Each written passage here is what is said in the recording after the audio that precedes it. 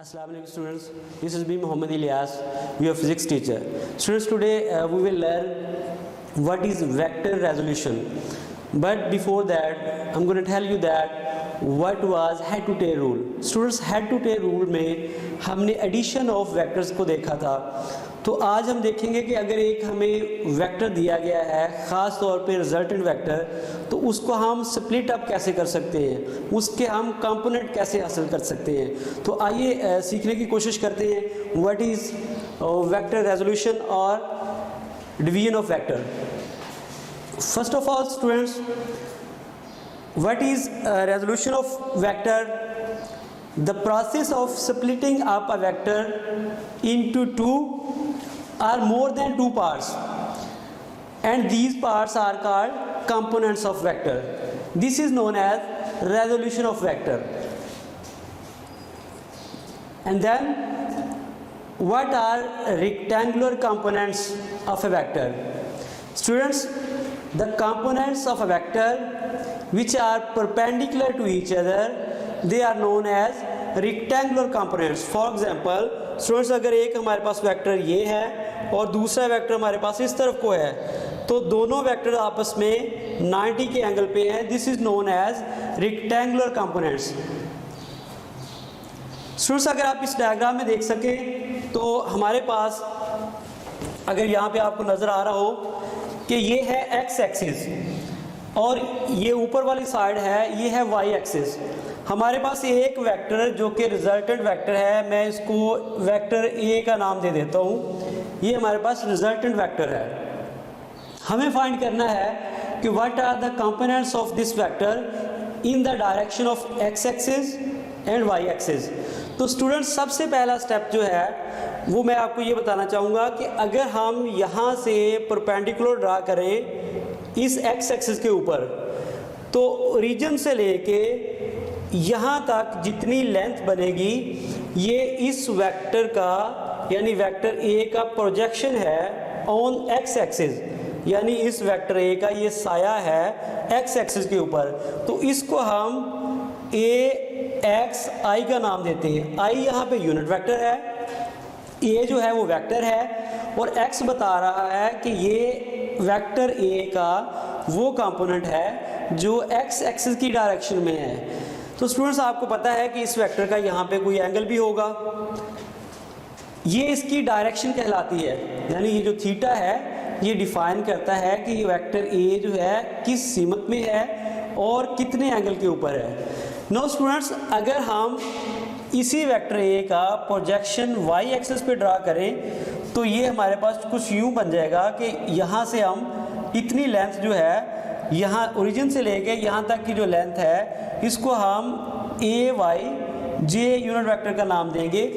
तो ओ से लेके अगर मैं इस पॉइंट की बात करूँ, इसका नाम मैं रख देता हूँ बी, और यहाँ से मैं इसका नाम सी रख देता हूँ. और ये पॉइंट जो है इसका भी हम कोई नाम रख लेते हैं कि अगर हमारे पास ओ बी सी, तो इसको हम ए कह देते हैं.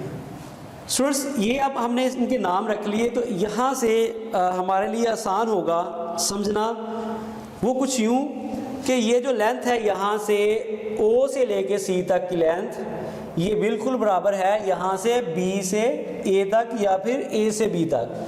तो इट मीन कि ये जो ट्राइंगल बन रही है, जिसको मैं ये शेड कर रहा हूँ, ये ट्राइंगल जो बन रही है, इसकी जो आल्टीट्यूड बनती है, मैथमेटिक्स के स्टूडेंट जो है वो खूबी समझते हैं कि व्हाट इज़ आल्टीट्यूड. तो आप ये समझिए कि ये जो अमूद है ऊपर की तरफ, ये इस ट्राइंगल का बिल्कुल ऐसे ही है जैसे ये ट्राइंगल बनी हुई है. तो इट मीन कि ये और दैट साइड जो है ये इक्वल है. Similarly students, from O to B जो कि ए एक्स आई है, इसकी जो मैग्नीट्यूड है वो सी ए के बराबर है. लिहाजा हम ये ट्राइंगल यूज़ कर लें या ये वाला यूज़ कर लें, तो हमारे लिए दोनों ही एक जैसी हैं. स्टूडेंट्स, हमने बात की थी कि what is rectangular components.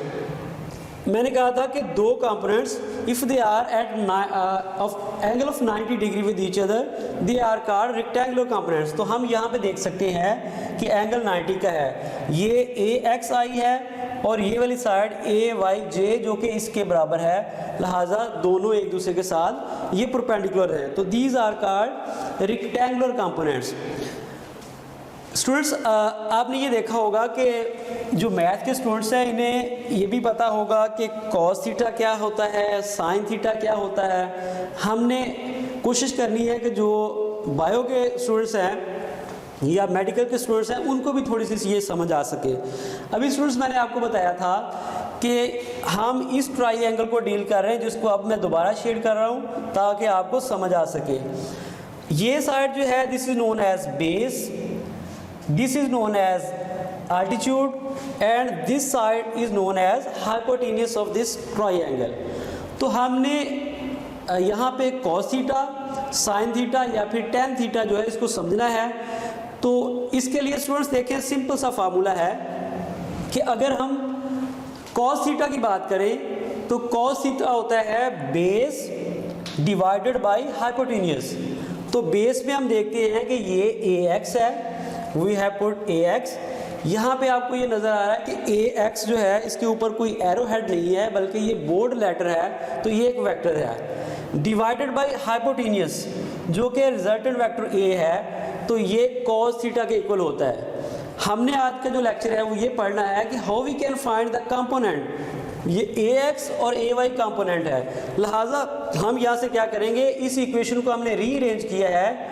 a को हमने मल्टीप्लाई कर दिया इस साइड पे और ax is equal to a cos theta आ गया हमारे पास। इट मीन कि अगर हम ये देखना चाहें कि वेक्टर a जो कि रिजल्टेंट वेक्टर है, येलो कलर जो शो किया गया आपको या ब्राउन अगर आपको नजर आ रहा है, तो ये किसके इक्वल होगा, वेक्टर a, उसकी जो भी वैल्यू हमें गिवन हो मल्टीप्लाइड बाई यहाँ पे जो थीटा है ये हम मेजर कर सकते हैं। जो मुझे डायग्राम में नज़र आ रहा है इट इज़ ऑलमोस्ट 45 डिग्री, लेकिन अगर आपको कोई प्रॉब्लम दिया गया हो तो उसके अंदर ये मेंशन होगा कि कितना एंगल है। तो हम क्या करेंगे, a की वैल्यू मल्टीप्लाइड बाई कैलकुलेट करेंगे cos थीटा, तो ये हमारे पास ax आ जाएगा, यानी वेक्टर a का x component. Similarly students sine theta जो होता है, हमने ये बात पढ़ी है, cos थीटा होता है बेस डिवाइडेड बाई हाइपोटेन्यूज और साइन थीटा होता है स्टूडेंट्स अगर हम आल्टीट्यूड को डिवाइड कर दें हाइपोटेन्यूज से। तो आल्टीट्यूड हमारे पास ये साइड जो है ये इसके इक्वल है, यानी ये यहाँ से यहाँ तक की क्या है ay है, तो इट मीन ये भी ay के ही इक्वल है, लिहाजा sine theta will be equal to ay divided by a। तो यहाँ से दोबारा हमने रीअरेंज किया, हमने इस a को इधर मल्टीप्लाई कर दिया और इक्वेशन को हमने ऐसे सेट कर दिया कि ये जो हमने डिटरमिन करना है वो लेफ्ट पे है और जो हमारे पास वैल्यूज मौजूद हैं वो राइट पे चलेंगी। तो इस तरह हमने ये ax और ay फाइंड किया है एक ऐसा vector which is in 2 dimension, यानी या तो वो x में है या y में। अगर ये इसके साथ थर्ड एक्सिस भी हो तो भी उसके लिए यानी 3 डायमेंशन में भी हम कर सकते हैं, लेकिन वो आप यहाँ पे एग्जांपल में नहीं हमने किया, जब आप क्लास में होंगे देन इसको हम बखूबी समझेंगे। नो स्टूडेंट्स, मैं आपको ये बताना चाहूँगा कि ये जो tan थीटा है ये क्या होता है। अगर हम ये जो आल्टीट्यूड है डिवाइडेड बाय बेस कर दें तो ये हमारे पास tan थीटा आ जाता है, जो कि यहाँ पे डायरेक्शन फाइंड करने के लिए यूज़ होता है। यानी अगर हम इसको ऐसे कर लें कि थीटा फाइंड करने के लिए tan को उधर ले जाएं तो हमारे पास ये बन जाएगा tan inverse ay divided by ax। तो ये हमारे पास डायरेक्शन बताएगा कि हमने जो वेक्टर a ड्रा किया है ये किस एंगल पे है।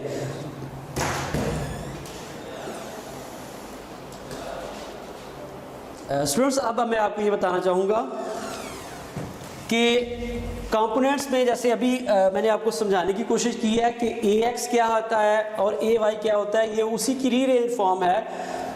अब हमें ये देखना है कि जो वेक्टर a है वो किसके इक्वल है। लास्ट लेक्चर में हमने देखा था जिसमें हेड टू टेल रूल है कि अगर वेक्टर के कंपोनेंट्स को ऐड किया जाए तो हमारे पास रिजल्टेंट वेक्टर आता है, लिहाजा उसी कॉन्सेप्ट को हम यूज़ करते हैं कि जो ax है ये वेक्टर a का वो कंपोनेंट है जो x डायरेक्शन में है और ay वो कंपोनेंट है जो y डायरेक्शन में है। लिहाजा अगर हम इन दोनों को ऐड करें तो हमारे पास वेक्टर a आ जाएगा जो कि इस सूरत में है। यानी अगर मैंने यहाँ पे बोल्ड करके लिखा है, जब आप पेपर पे उतारें तो आपने वेक्टर का साइन डालना है। तो ये हमारे पास एक वेक्टर है जिसके ये कंपोनेंट ऐड कर दें तो ओरिजिनल वेक्टर आ जाता है। स्टूडेंट्स एक्स कंपोनेंट जो है वो ए एक्स से रिप्रेजेंट किया जाता है, समटाइम इसको ए एक्स आई भी मेंशन कर दिया जाता है। इसी तरह जो Y component that is A Y. तो ये वैल्यूज़ मैं आपको समझा चुका हूँ डायग्राम से कि मैथमेटिकली हम कैसे कैलकुलेट कर सकते हैं। स्टूडेंट्स अगर हमारे पास वेक्टर ए है उसका हम मैग्नीट्यूड फाइंड करना चाहिए। पिछले जो अभी मैंने आपको इक्वेशन बताई थी मैं दोबारा लिख देता हूँ, उसमें कुछ स्टूडेंट्स इस तरह था कि vector A is equal to A X plus A Y. आप यहाँ पे देख सकते हैं कि ये वेक्टर्स हैं, जबकि यहाँ पे ये मैग्नीट्यूड है। मैथमेटिकली कभी कभार यहाँ पे ऐसे भी मोड का साइन डाल दिया जाता है, अगर फिजिक्स में डाला है साइन तब भी ठीक है, अगर नहीं डाला तब भी ठीक है। तो ये अगर वेक्टर का साइन ऊपर है इट मीन ये वेक्टर है, अगर बोल्ड है तो वेक्टर है, अगर बार है ऊपर तो वेक्टर है, अगर बार नीचे है इस लेटर ए के then it is also a vector. लेकिन यहाँ पे कुछ नहीं है जितने मैंने साइन बोले हैं, तो इट मीन कि ये उसका मैग्नीट्यूड है, यानी उसकी वैल्यू कितनी आएगी।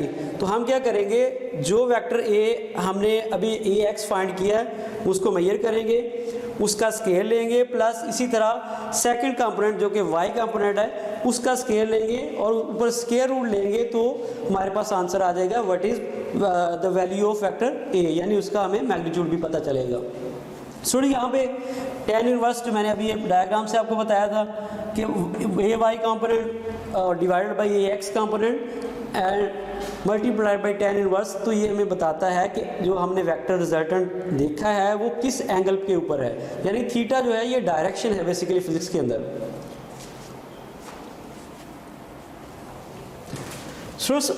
वेक्टर कंपोनेंट जो है वो किस तरह से होता है कि अभी हम इस डायग्राम से समझने की कोशिश करते हैं कि ये हमारे पास एक वेक्टर दिखाया गया है जिसकी कोई डेफिनेट लेंथ है, वो मीटर में हो सकती है, किलोमीटर में हो सकती है, तो हमें जो है वो बोर्ड पे ड्रा करते हुए मीटर्स में ही मेजर करना पड़ती है। तो ये एक वेक्टर है जिसको हमने ए कहा है। अब यहाँ पे डेफिनेटली स्टूडेंट्स आपको ये पता होना चाहिए कि ये किसी क्वाड्रेंट के अंदर पड़ा है, यानी एक्स वाई हो गए यहाँ पे एक्स एक्सिस या वाई एक्सिस या जिसे हम कार्टेशियन कोऑर्डिनेट सिस्टम कहते हैं उसके अंदर पड़ा हुआ है। तो हमने क्या किया कि इस वेक्टर का प्रोजेक्शन ड्रा किया एक्स एक्सिस पे, यानी इसका साया हमने इसके ऊपर वो किस तरह है यहाँ से परपेंडिकुलर ड्रा कर दिया है, तो वो ए एक्स है। इसी तरह इस वेक्टर ए का हम प्रोजेक्शन उस पर देखेंगे वाई एक्सिस पे, तो वो ए वाई होगा। तो ये इस तरह से हम इसके कंपोनेंट फाइंड करते हैं, जो कि फार्मूला में आपको दिखाया गया a x is equal to a cos theta और a y is equal to a sine theta. You have to remember that कि जब भी कॉस की बात हो, कॉस थीटा आए तो इट मीन हम एक्स एक्सिस के अलोंग हैं, और जब उसके साइन साथ आ जाए तो इट मीन हम वाई एक्सिस की बात कर रहे हैं। तो स्टूडेंट्स ये आसान है समझना, इतना मुश्किल नहीं है, ख़ासतौर पे मैथमेटिक्स के जो स्टूडेंट्स हैं। नो स्टूडेंट, अब मैं आपको एक एग्जांपल से समझाना चाहूँगा कि अगर एक प्लेन जो है वो ट्रैवल कर रहा है 500 किलोमीटर एट 60 डिग्री। मैंने आपको पिछले स्लाइड के अंदर बताया था कि आपको एंगल दिया गया होगा, बताया गया होगा। तो ये एक एंगल दिया गया है जिसमें एरोप्लेन के बारे में बात की गई है कि उसकी कुछ स्पीड है और वो 60 डिग्री साउथ ऑफ ईस्ट जा रहा है, यानी डायरेक्शन बता दी गई। You have to find what is the east and south component of its displacement. Simply students ये है कि हमें एक्स और वाई कंपोनेंट फाइंड करना है। तो ये कुछ डायरेक्शन बताई गई है, जो एंगल वहाँ पे बताया गया है वो 60 डिग्री ये बनता है। अगर हम ईस्ट और वेस्ट, साउथ और नॉर्थ की बात करें तो उनके मुताबिक ये बनता है, और इसकी लेंथ 500 किलोमीटर है। तो स्टूडेंट्स हमने क्या किया, उसका प्रोजेक्शन ड्रा किया है एक्स एक्सिस पे भी और वाई एक्सिस पे भी। डी ऑफ ई इसका मतलब है ये ईस्ट कंपोनेंट उसका होगा, और नेक्स्ट जो है वो साउथ कंपोनेंट होगा। तो स्टूडेंट्स हमें करना क्या है, हमें वो फार्मूला यूज़ करना है जिसमें हमने एक्स कंपोनेंट को कहा था, दैट इज़, मैं दोबारा लिख देता हूँ, a of x was a vector, sorry उसका magnitude multiplied by cos theta. तो हमारे पास ये वेक्टर ए का मैग्नीट्यूड है और ये हमारे पास कॉस है और ये इसके अंदर 60 डिग्री गिवन है। तो हमने इसको कैलकुलेट किया, इट कम्स 250 किलोमीटर। इसका मतलब है इस जो एरोप्लेन का साउथ कंपोनेंट है उसकी डिस्प्लेसमेंट का वो 250 किलोमीटर आ रहा है। नेक्स्ट स्टूडेंट, अगर हम देखें तो उसका साउथ कंपोनेंट क्या है, वो था ए वाई, यहाँ पे साइन थीटा आ जाता था। तो वो हमारे पास ए वेक्टर का मैग्नीट्यूड मौजूद है, multiplied by sine 60 degree, it comes 433 kilometre. इसका मतलब है कि एरोप्लेन ने जब टेक ऑफ किया है तो जिस भी वो डायरेक्शन में जा रहा है उसके मुताबिक उसकी डिस्प्लेसमेंट के ये दो कंपोनेंट्स बनते हैं जहाँ से भी उसने अपने आप को ऊपर उठाया, यानी वो उसका ओरिजिन था। तो स्टूडेंट्स इस एग्जांपल से मैंने कोशिश की आपको समझाने की। आपके न्यूमेरिकल्स भी होंगे, जब आप एंड पे आएंगे या क्लास में आएंगे देखेंगे तो इंशाल्लाह ज़रूर आपको ये न्यूमेरिकल्स की मदद से भी समझाया जाएगा। बहुत शुक्रिया, अल्लाह हाफ़िज़।